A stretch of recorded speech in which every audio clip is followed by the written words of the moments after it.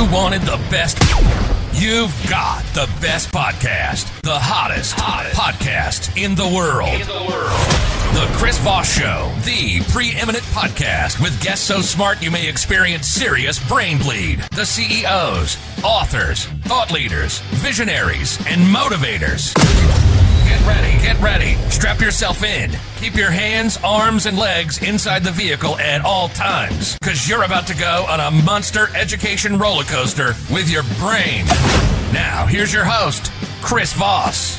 Hi, folks. Chris Voss here from thechrisvossshow.com, thechrisvossshow.com. Welcome to the big show, my family and friends. We certainly appreciate you guys coming by and sharing and spending the quality time, because the Chris Voss Show is the family that loves you but doesn't judge you, at least not as harshly as your mother-in-law. So there's that going on. But she's a lovely person, I hear. Anyway, guys, we have an amazing author on the show. I don't know what we do. Like every day somebody sits down and they put in amazing, brilliant authors into the Google machine. And out pops these wonderful people, brilliant minds, beautiful names. And none of them are me. That's why we have guests on the show, so that can have some smart people on the show, some smartness, because there's none of that left over when I'm do the show single. Anyway, we'll be getting into our newest author on the show.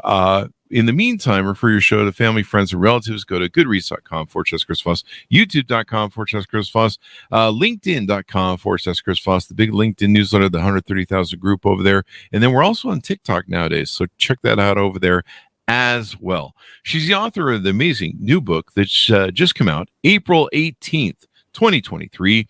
Gretchen Rubin joins us on the show. She's a multi-book author. You've probably heard of her, a New York Times bestseller.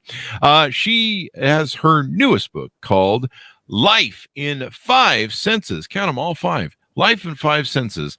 How exploring the senses got me out of my head and into the world. She joined us on the show today, and she is one of today's most influential and thought-provoking observers of happiness and human nature. Her previous books include the #1 New York Times bestseller, The Happiness Project, as well as the best-selling books Better Than Before, Happier at Home, The 4 Tendencies, Outer Order, Intercom, and her latest book, Life in 5 Senses. She's the host of the popular award-winning podcast, Happier with Gretchen Rubin. I kind of sense there's a happiness sort of theme that's going on here. We'll get into that. And where she and her co-host and sister, Elizabeth Kraft, explore strategies and insights to how to make life happier. As the founder of the Happiness Project, she has helped create imaginative products for people to use in their own happiness projects. Welcome to the show, Gretchen. How are you? I'm so happy to be talking to you, of course. There you go. Well, I think the show's going to be more happier. Like, I don't think we've had this much happiness on the show. Do we know what to do with this? Never Welcome enough. to the show. Well, we're going to find out. That's for sure. Give us your .com so people can find you on the interwebs, please, and get to know you better. GretchenRubin.com. You can find out all kinds of information about me and my books, and that's also my handle on all social media is Gretchen Rubin. There you go. And you've written quite a few books. How many books have you written so people can go search those out and buy them on Amazon? Life in 5 Senses is my 10th book. I just counted a few days ago. Yeah, so it's hard to believe I've hit number 10. There you go. And they're already writing up the sirens in the background there in New York for you, it sounds like, or something. Yeah, we're keeping it real. Yes, very authentic. There you go. So what motivated you on to write this 10th book? Well, it was a very ordinary moment in my life. I had a bad case of pink eye, so I went to the eye doctor. And as I was getting ready to leave, he said to me very casually, wear enough sunscreen. He said, be sure to come back for your checkup because, as you know, you're more at risk for losing your vision. And I was completely taken aback. I was like, what are you talking about? I don't know that. And he said, oh, yes, you're very nearsighted. So you're more at risk for having a detached retina, and that can affect your vision. And I had a friend who had just lost some of his vision to a detached retina. So that felt really, possible to me. And as I walked out onto the street, I realized, often we don't appreciate what we have until we lose it or we fear we might lose it. And I thought, here's all the splendor of everything around me in the New York City streetscape. But I didn't notice one thing on my way over here. I was completely lost in a fog of preoccupation. I didn't notice one detail on my way over. And as I was thinking about that, it was like every knob in my brain got turned up to 11, and I could see every every leaf on the tree. I could hear every sound on a separate track. I could smell every smell in very smelly New York City. And it was like this psychedelic, transcendent experience my whole walk home. And by the time I got back to my own apartment, I thought, this is the missing piece. I've been studying happiness for a long time. And this is something that I've been missing. This is a missing puzzle piece, which is connecting directly to the world and to other people and with myself through my five senses. And I love that, because there's so much that we take for granted, I think, a lot of times, right? Where we take a lot of these senses, smelling and I don't know if I want to smell New York City in the summer, but there's that. But still, I mean, a lot of this stuff is a privilege, being able to see things clearly. I mean, I've been one that's been losing my vision, since I was 12 years old. And you start to really become appreciative of these things, but tuning into them and not taking for granted is probably really important. Right, and you're exactly right. So not everybody has five senses, but whatever complement of senses we have, we can really appreciate them and use them to connect with other people, to spark creativity, to calm ourselves down, or boost ourselves up. Whatever it might be, there's so many ways we can harness the power of our five senses, to do all these things, and also just to appreciate the moment, whether or not we have all five.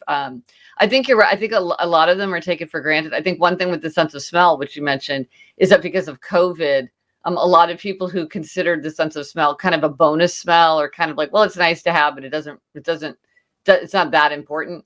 I think it made people much, much more aware of how important our sense of smell is to our sense of vitality, to our appreciation for the flavor of food, our sense of connection to other people. Now I think people are a lot less likely to take it for granted. There you go. And we live in kind of a dumbed down world, so I'll lay a foundation. What are the five senses, and what sort of exploration, as in the title of your book, what did you go on to explore these? Well, how many senses there are is an excellent question, because these days scientists actually say that we have more like 33 or 35 senses. Oh, I feel tired already. Yeah, but there are five senses which we could call the kindergarten senses, or the Aristotelian senses, and that's seeing, hearing, smelling, tasting, touching. Mm-hmm. That's when you think of the senses. I think that's what most people think of right away. We're very aware of these senses. We think about them all the time.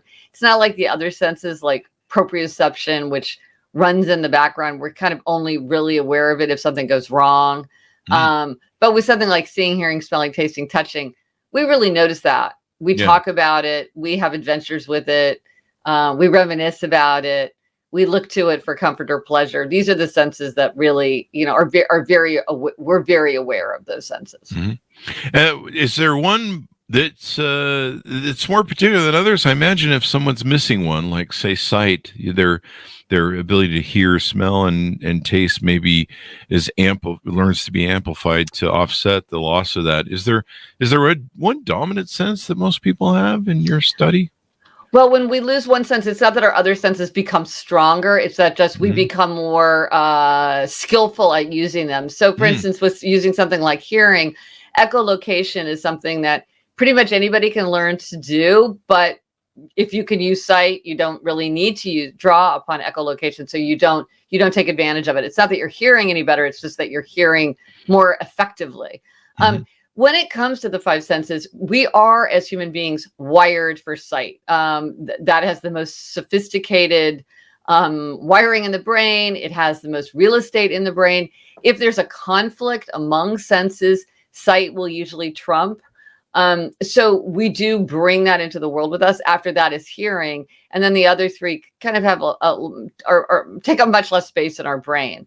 But people definitely have different senses that they appreciate and that they neglect. And that really varies from person to person. Hi, folks. Here's Voss here with a little station break. Hope you're enjoying the show so far. We'll resume here in a second.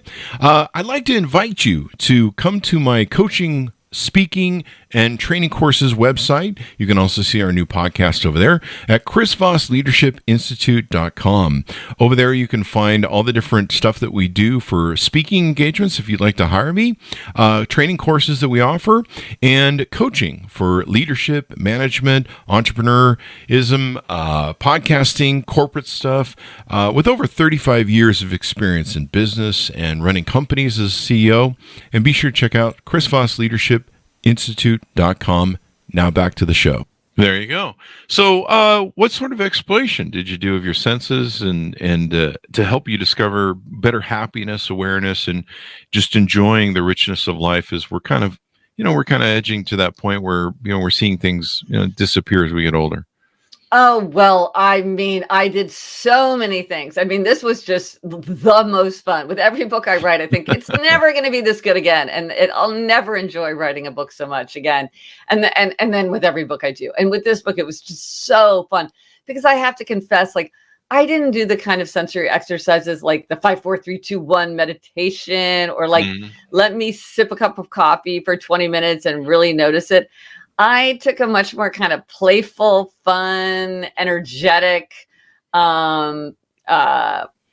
just like high energy way of engaging with my senses. So I did all kinds of things like I had a taste party for my friends. I wanted to use the sense of taste to connect with other people. So I love doing taste comparisons. I went to Flavor University for 2 days and we did all these taste comparisons and I loved that. So I had my friends over and we compared varieties of apples, potato chips, chocolate.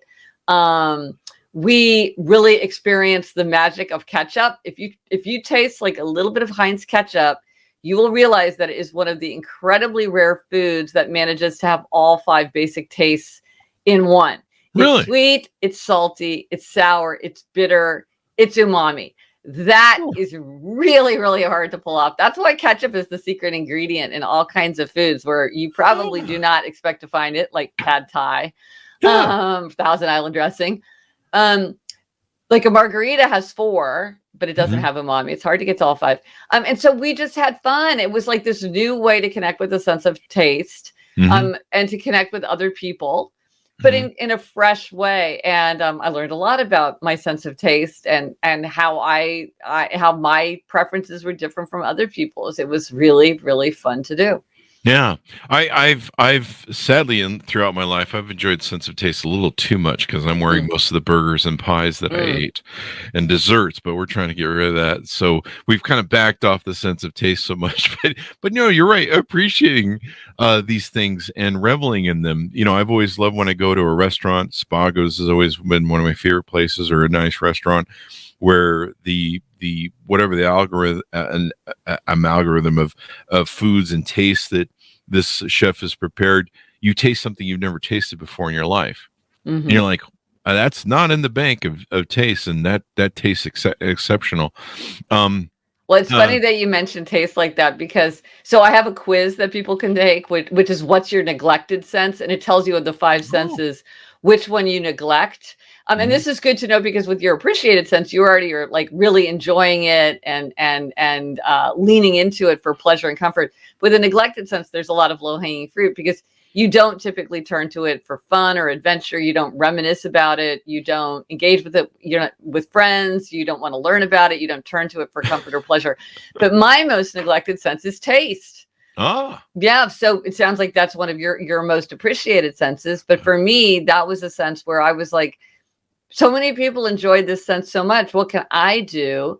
Given that I pretty much don't do much with this. I eat kind of the same food every day and I'm not very adventurous. And I found that there was a lot of things that I could do with the sense of taste. And if people want to take the quiz, it's at gretchenrubin.com/quiz. And it tells you your most neglected sense. And then you have a whole new arena to explore to have more happiness. There you go. The simple joys of life. I know that when we're young, all this is fresh and new, and you look up the stars, and you're like, hey, this is really cool, and everything smells and things are all new. But when you get older, it's like, it's another burger, and so I think we take a lot of it for granted until we start maybe losing some of the edge on some of it, whether it's sight or, my smell, my sense of smell. I don't know what happened. I guess years ago I had a lot of sinus infections from colds and stuff living in the northern states. And for some reason, it's done some sort of damage where I can't smell stuff very well, unless I just have it really close or it's part of the aroma. But, like people will be like, hey, man, have you cleaned up the office garbage in your thing? You threw some food out there, man. It's been here all weekend. And I'll be like, I can't smell it. But that could be another reason, too. Really? So part of it could be that your sense of smell is affected, which it sounds like it probably is. Like you just don't smell as acutely. But also, one of the funny things about the senses is that we all of us live in our own different sensory world, and you can't smell your home or your office the way a visitor smells it because of adaptation. Your sense of smell just tells you about things that it thinks you need to know, changes. So if there's a very familiar smell, like let's say my apartment smells like cats, or my apartment smells like air freshener. It's so familiar to me that I won't smell it. Or like if you work in a coffee factory, you won't smell it. But to people for whom it's new, they will smell it. So maybe you don't smell it because you don't smell very well. But maybe you don't smell something because it's just very, very familiar. So somebody who comes in for the first time smells it. And if you left for a month, you might smell it, but you don't smell it if it's something that you smell every day. So that's just kind of a funny little fact about the sense of smell.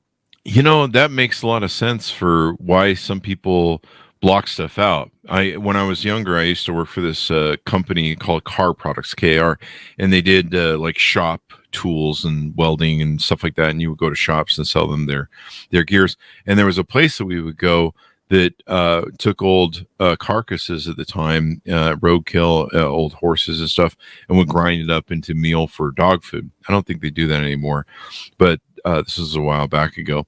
But the smell, when I would go there, I always have to make it the last stop on my route to different shops because the smell was off the chart intense. And I would say to people, how can you work here?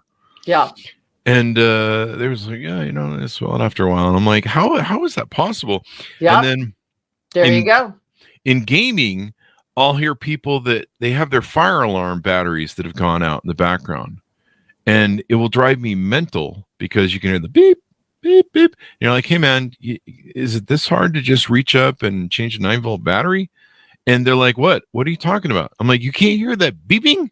Like, that's maddening, If you go to New York, when I went to New York to visit, sometimes it's hard to tune out all that traffic because I'm not used to it. But New Yorkers are used to it, the honking and the sirens and stuff. So, well, we just had a siren in the background here and you heard it and I did not because my brain just takes that out. But then like my sister lives in Los Angeles and in Los Angeles, they don't hear helicopters. Because again, it's a noise that's so common and it has no information value. And so the brain just brings that down. Yeah. And in earthquakes, we just think I don't know, ate some Taco Bell and things were feeling weird. So, we don't even notice earthquakes unless they're really large. Like when the house starts shaking, we go, is there an earthquake happening? And, then, but it's interesting. So how do we try and develop these better to achieve joy and happiness and kind of, I don't know, experience our world more, I guess that's what we're after. Absolutely. I mean, and that's what the whole book is about, which is how with each of the different senses, what are ideas for how you can use it. And what I was really surprised when I was working on the book is like, sure, I thought it would make me happier. Like that was my hypothesis going into the book. But what I found is that with the 5 senses, you could really use it for kind of anything you were aiming for. So for some people, what they want is they want to chill out. They need to calm down. They're very stressed out. They need to find more serenity. But then other people feel kind of like sluggish and listless, and they need to find a way to get energized. Then there are people who want to spark creativity, like they're feeling stuck. Then there are other people who are just like, I just need to sit down and focus. I just need to, be productive. Then some people want to engage with others. That's probably the highest form of, anything that you're doing that's going to broaden or deepen your relationships is probably the most important thing you could do to make yourself happier. And then you can also use it to evoke memories. This is, the senses are famous for their ability to evoke memories. These are called Proustian memories, memories evoked by a strong sensory experience. And I'm somebody who doesn't have a good memory of my own life. So I'm always looking for like ways to tap into memory. And the senses are great for that, or to create memories in the present. And so sort of depending on what you want, it almost became kind of hard to manage as I was writing, because I was like, I just keep thinking of more and more and more things to try. Like one thing I love to do, and this is good if you just sort of want to become more present in the moment, generally, just more appreciating your five senses, is I just have a journal where I write seeing, hearing, smelling, tasting, touching. And every day I just like write one notable thing. It doesn't have to be my favorite thing. Just like I remember the other day I walked by a movie theater and I smelled that movie popcorn smell, which is so distinctive. And I just wrote it down, smelling movie popcorn. And this is something where it kind of reminds you as you're going throughout the day to stay alert, because my problem was, I was so lost in my head for so long. I thought it's easy to feel changed. It's harder to stay changed. Like once I'm done with my book, how am I going to stay, keyed into my five senses? And this kind of like note keeping, it's very easy. It doesn't take long, but it really gives me that feeling of connecting to the moment, appreciating the world.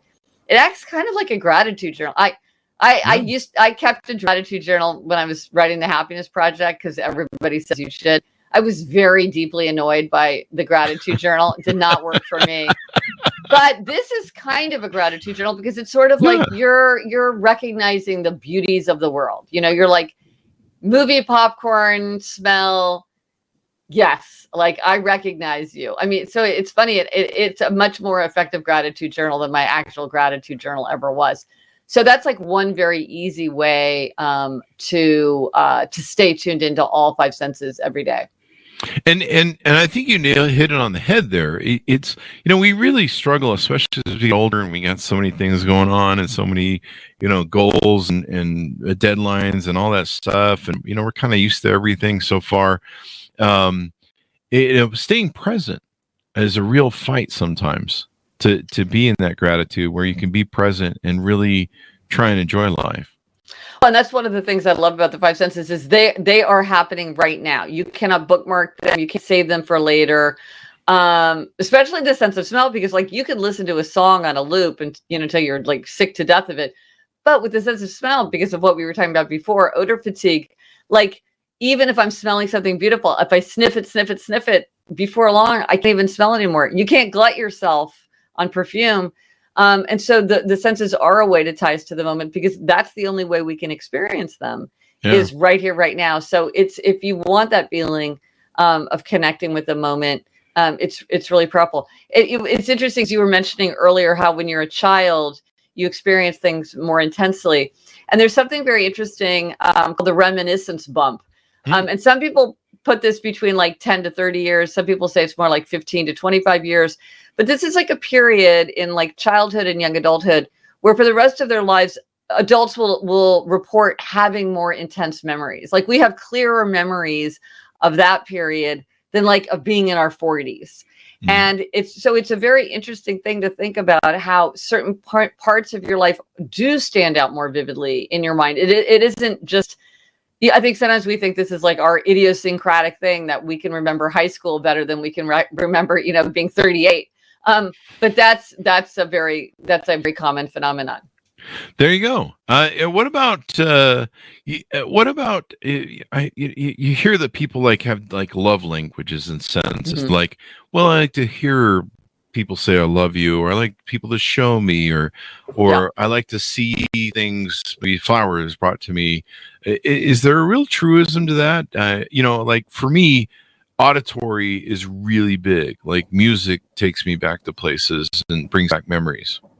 No, I think you're exactly right. I think we tend to have like appreciated senses, foreground senses, and these are senses where you really you love to learn about it. You like to have new experiences in it. You like to talk about it with other people. You'll use it for comfort or pleasure, or like you say, to connect with your past. It's very, very powerful. I don't know if you know about the website Nostalgia Machine, but you can put it in a year and it will kick up all the most popular songs. So if you like to tap into music for nostalgia, it's like so fun. But then, so those are the senses that we really do take advantage of. So it sounds like your hearing and taste. Funnily enough, these are my two most neglected senses. Those exact ones. But if your two most appreciated senses are hearing and tasting, those are the most common. Those are the biggest ones. Because I not that this is scientifically valid. So on my quiz that I mentioned, what's your neglected sense? There's selection bias. It's not scientifically proven 100%. I'm not saying that, but tens of thousands of people have taken this quiz. And what's interesting is that for neglected sense, what people neglect, that's very evenly distributed. But for appreciated sense, the senses of hearing and tasting are the two most appreciated senses, which is fascinating. I thought it might be seeing just because we're wired for seeing, but that wasn't what I found. Wow. It's something that, I mean, yeah, you can't take it for granted.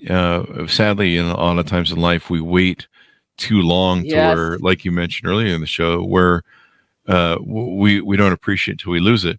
I have keratoconus in my left eye, which is a sagging cornea, which eventually reaches a point where you have to get a cornea transplant. And it progresses and gets worse over time. And I remember being told by the doctor that, yeah, you're probably going to eventually need one of those. And I was like, damn, I really love seeing stuff and the beauty of it. And so I started buying cameras and focusing on camera work and taking pictures and editing pictures. And, my greatest things in my life are my dogs. So, taking pictures of them, trying to capture the moment. After losing a couple dogs, I realized that their time moves much faster than ours. Yeah. And you've got to capture those moments and catch them. And then, of course, trying to bring out the beauty and I started going to beaches in California, taking day trips and, looking through the lens. One of my favorite bands, Rush, wrote a lyric of Neil Peart, said, chase the light around the world.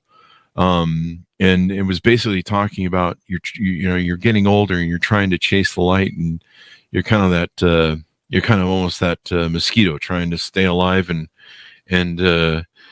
keep seeing the world that you can see while you can still see it. And so, that was my focus of mine for a while. Yeah, well, I mean, I think there's something that can be done at any time is often done at no time. And if you think, well, I have the rest of my life to go look at beaches in California, then you may never go. Or when you're like, oh, I can see my dog whenever I want, but then you realize, no, this is either time will take the dog away from me, or my own body, like I'll no longer be able to tap into that sense. And so and like that's a perfect example of how, like, when we recognize the power of a sense, we can think about, like, well, what are the activities that I could do just as part of my ordinary life that would allow me to really harness the power of that. And taking pictures of the beauties of nature, and then also of these dogs that you love so much. I mean, what an effective and constructive way to deal with this threat to your sight. I mean, that's like a really constructive way to deal with that. And then the journey that brings back when we go through the memories and stuff. And Google Photos is kind of fun, where it'll send you back to memory. It'll be like, hey, 4 years ago today, you were doing this, and I'll see a picture of her puppy or something, and you're like, oh wow, okay, you can remember that day. And so, I love that. So many amazing things for finding happiness. I love that function. And here's something else that's fun to do with reminiscing. So I don't know about you. I've lived in a lot of different places over my life, and then there are the places of the people that you love, like your grandparents' house or your best friend's house or whatever.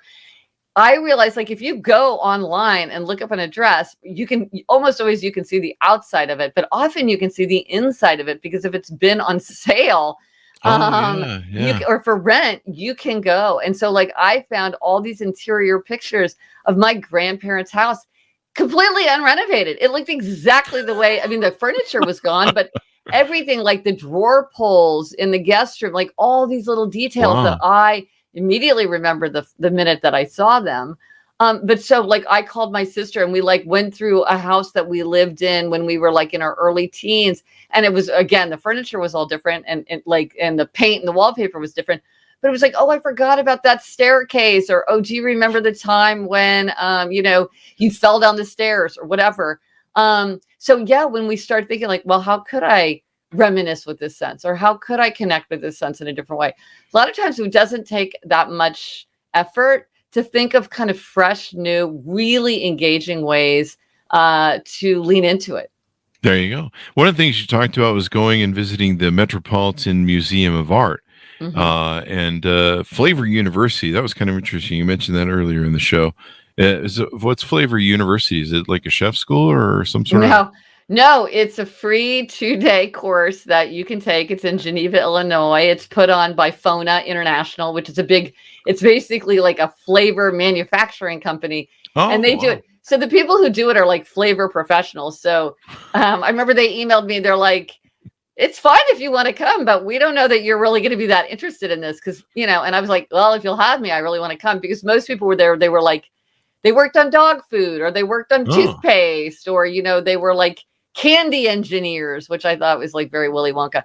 But so they're like flavor professionals. There are many people who are flavor professionals. So, but they let me just tag along. And like one of the things we did was we tried every kind of milk, which like, again, like just taste comparisons is so interesting because we never sit down and think like, okay, let me taste cream and whole milk and 2% milk and skim milk and oat milk and almond milk and chocolate milk all in a row and really compare them, because you're like, they taste so different from each other. You're like, well, milk is milk. It's like, no, they taste completely different.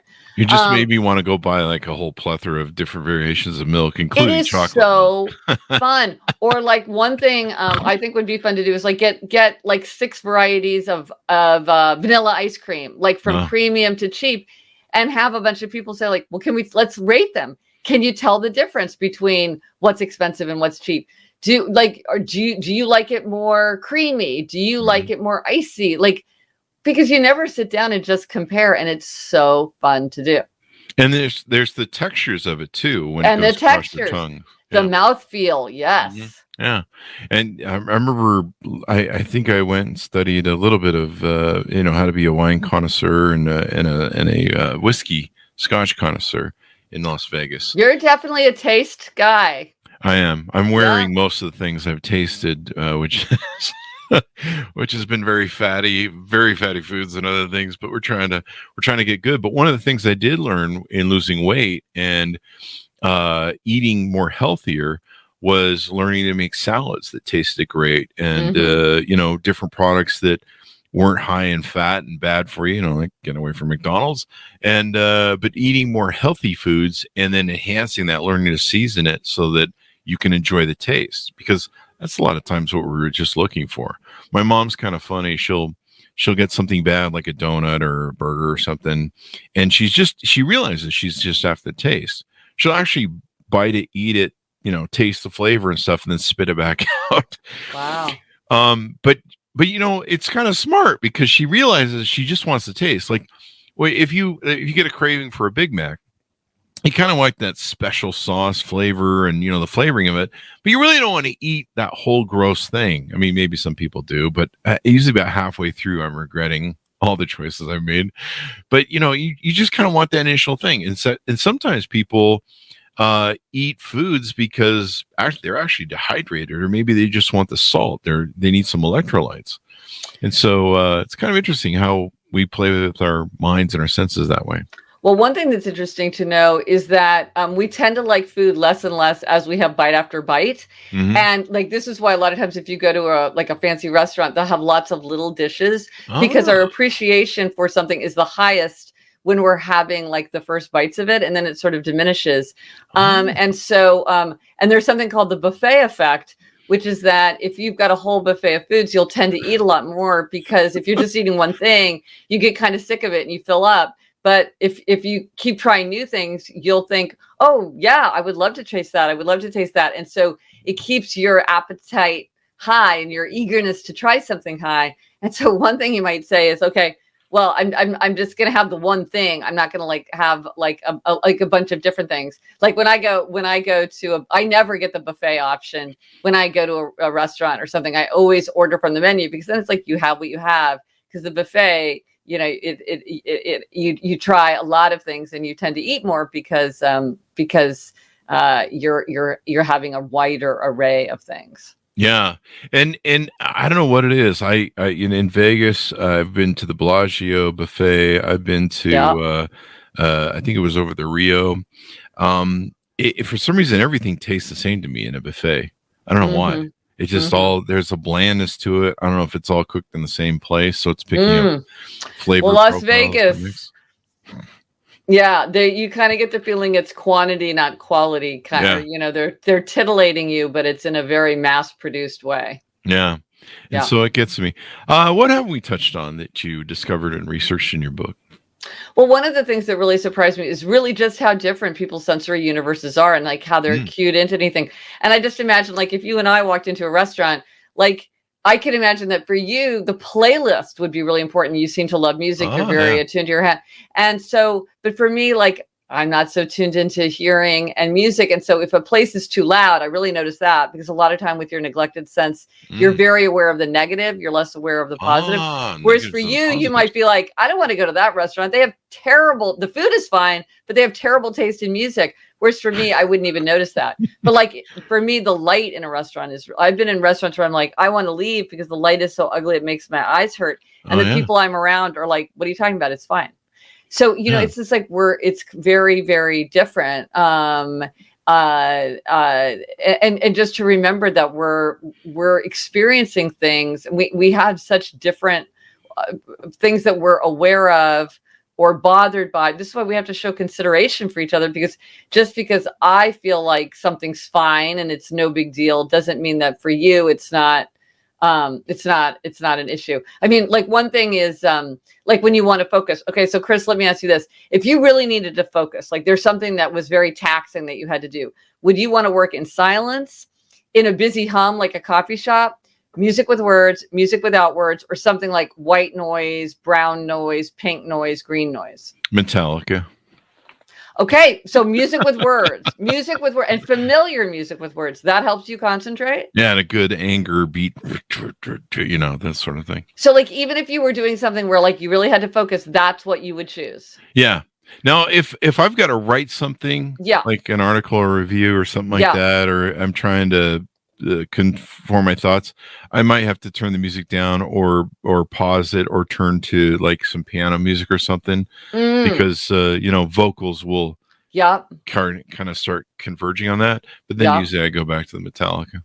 But see, isn't that fascinating? Because I really prefer silence. But if it's not silence, then a busy hum, like working in a coffee shop or like a busy library. I like that as well. And it's just interesting because both of us just need a different environment. And I think sometimes you think like, well, listen, if you want to focus, you need to like turn off the music, but that wouldn't be good advice for you. You know what I mean? So I think we have to be aware that just because something works for one person doesn't mean that it works for someone else and vice versa. I think sometimes we are hard on ourselves because we're like, well, why can't I do XYZ thing that somebody else can do? Why can't I just sit down in the middle of an open office plan and focus the way my coworkers can? It's like, because that doesn't work for you, and that's fine. So let's just figure this out. Do men and women experience senses the same way? I imagine maybe women are more connected emotionally to their senses. I had a girlfriend once who, man, she would put a lot of salt on her food, like a lot of like anybody. I think anybody else in the world would be like, really? Like back that off a little. Like what's going on over there?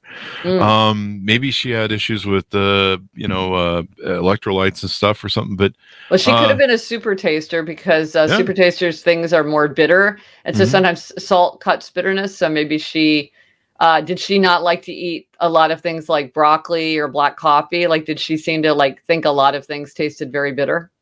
I don't remember exactly, but I do remember going out to very nice restaurants and being like, I think you're killing what the chef did, and he's going to come out and be angry at us. Yeah, it's funny because the name super taster, you might think that these people are real foodies and that they love taste, but often there's a lot they don't like because it'll taste too sweet or too bitter. Like they're experiencing things so intensely that often People who are just like regular tasters, like I'm a regular taster. We actually like more things because we don't have that like sort of extremely high sensitivity. So it could have been something like that. I mean, I'm just guessing because that's one of the things that's like why some people put salt on grapefruit, or like if your coffee is really bitter, if you put just like a pinch of salt in, it'll cut the bitterness. It's like one of those kind of bonkers thing. But as to men and women, here's the thing. A lot of people are very interested in studying like differences in men and women, but I think myself, the gender differences tend to be swamped by individual differences. I feel like it's much more interesting to think like, well, what's true for me? What's true for you? Rather than thinking what's true for women generally, because there's always so many exceptions. It just doesn't feel that helpful to me. So I'm always more interested in thinking like, well, what's my experience? What's your experience? Because I'm always very focused on on what the individual can do, kind of like in their everyday life. And so I didn't spend much time looking at that research, though I know other people are interested in those questions. Maybe when we seek mates, we should seek people that have similar, I don't know if you call them love languages, but similar tastes like us.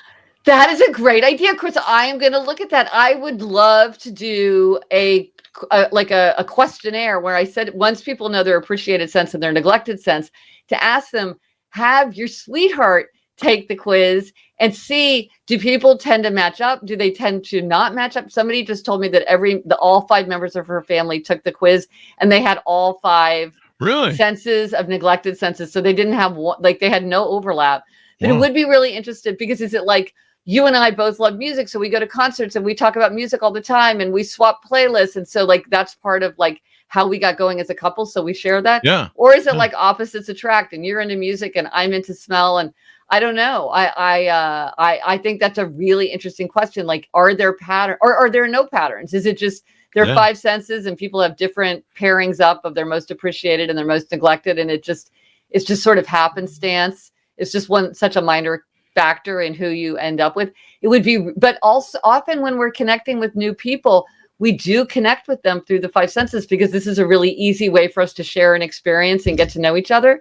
So it would make sense that people would more than randomly match up. But I don't know. I think that is a fascinating question. I'm so glad you posed that. This is your next book, maybe. Well, there you go. Or at least it's something to add to the quiz because so this quiz again, it's GretchenRubin.com/quiz. Again, I'm not claiming any scientific validity for what I've seen because it's all it's not like a nationally representative sample or any of that.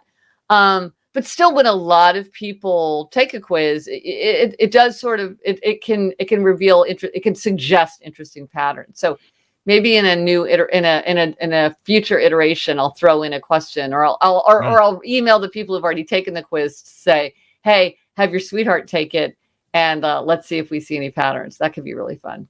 Yeah, and patterns of people that end up in those long-term relationships, and people that maybe it doesn't work out. You know, like if there's a difference in their similarities. You know, you mentioned that maybe we get together in music. Like we used to go meet in clubs to meet up, and so maybe you listen to your favorite artist and the song, and then you're dancing with somebody, and then you're getting simpatico, and you take them out, et cetera, et cetera. Maybe you end up in a relationship with them. It kind of started from that auditorial sort of sensory thing, and of course there's a lot of senses that go into it. We had Peter Gabriel's we couldn't get him on for the show for a book he wrote called Reverberation, and a company that's studying the science of music and the other aspects of life. And we had his daughter on, and one of the co-authors and people in the company, and they had done some studies about love language between couples that are happy together. And they found that their music and listening, and they have a lot of songs that tie them together, kind of like love songs. This is our song sort of thing. And so that is kind of interesting, the whole aspect of it. Well, see, I have to say, as somebody for whom hearing is one of my most neglected senses, that is not true for me at all. My husband appreciates music much more than I do. And it's not something that brings us together, but that's because of me. I'm not that interested in it, you know. One of the things I did in the book Life in 5 Senses is I really tried to find my own ways to tap into a love of music, to find my own ways of appreciating it. And I did, and it's much a bigger part of my life now. But when I compare it to people who truly appreciate it, where it's one of their kind of leading foreground senses, it's very different. And that's okay, because, you know, like I love the sense of smell, and I do all kinds of things with the sense of smell. And so that's really fun. My husband doesn't really care about the sense of smell. But it is nice when you overlap. You know, when it's like, well, I'm interested in trying new recipes and going to new restaurants and exploring new cuisines, and let's watch a cooking show on TV, and let's watch a cooking competition show. And let's reminisce, and let's have traditions that are built around foods. And we have family foods, and we have hometown foods. That can be really fun. And then for someone like me, I'm like, you know, I like the same diner. You know. You know, it's funny. There's an old adage that people used to do in the old world where it's called breaking bread. And when a stranger would pass through, a traveler, you would bring them into your home and break bread with them, and that was the way of getting to know each other. And probably over a lot of those senses of, especially of food and taste, but you know, smells and atmosphere and stuff, and stories of the road. And so really interesting how all this comes down, and how we can really get in touch with being present in our happiness. Absolutely. There you go. So it's been fun to have you on the show and talk about this stuff, and hopefully everyone can focus on being happy. Gretchen, tell us where people can find you on the interwebs again. GretchenRubin.com is where you can find out everything about my books. I've got articles, I've got resources, I got excerpts, I got anything you want. If you want to take the quiz that we talked about, that's at GretchenRubin.com/quiz, or you can just go to the site and look up quiz. My podcast is Happier with Gretchen Rubin, where I talk about how to be happier. Spoiler alert. And I'm all over social media, and my handle everywhere is Gretchen Rubin. And I love to connect with people about questions and observations and examples and resources. So hit me up, because I feel like the world is my research assistant. I get so many great ideas and insights from other people. There you go. Well, thank you very much for coming on. We really appreciate it. Thank you. I so enjoyed the chance to talk to you. Thank you, and so did I. Order up her book wherever fine books are sold, folks. Stay out of those alleyway bookstores, because you might get some smell senses in them. Life in 5 Senses, how exploring the senses got me out of my head and into the world. We certainly need to find happiness more than ever these days. Thanks for tuning in to my audience. Be good to each other. Stay safe, and we'll see you guys next time.